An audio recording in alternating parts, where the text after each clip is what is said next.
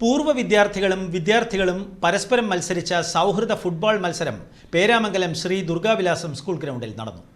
70 വയസ്സുള്ള വിദ്യാലയത്തിൻ്റെ പഴയകാല കളിക്കാരനടക്കം അണിനിരന്ന പൂർവ്വ വിദ്യാർത്ഥി ടീം അർജന്റീനയുടെ ജേഴ്സി അണിഞ്ഞപ്പോൾ ബ്രസീലിൻ്റെ മഞ്ഞപ്പടയായി മാറി വിദ്യാർത്ഥികൾ. മത്സരത്തിൽ പൂർവ്വ വിദ്യാർത്ഥികളുടെ ടീം വിജയിച്ചു. പഴയ താരങ്ങൾ പേരാമംഗലം ടീം പഴയ ടീം പുതിയ ടീം ഏറ്റുമുട്ടുമ്പോൾ കാലഘട്ടത്തിൻ്റെ അനിവാര്യതയെ അറിഞ്ഞ് ലഹരിക്ക് അടിമപ്പെടുന്ന ബാല്യകൗമാരങ്ങളെ സർഗലഹരിയിലേക്ക് ഉപനയിക്കുന്നതിനാണ് ഇത്തരം മത്സരങ്ങൾ സംഘടിപ്പിച്ചത്. പൂർവ്വ വിദ്യാർത്ഥികളുടെ ടീം 3-2 വിജയിച്ചു. ഫുട്ബോൾ മത്സരത്തിൻ്റെ ഉദ്ഘാടനം ഇന്ത്യൻ ഫുട്ബോൾ കളിക്കാരൻ ISL north east football club അംഗവുമായ ജിതിൻ NS ഉദ്ഘാടനം ചെയ്തു.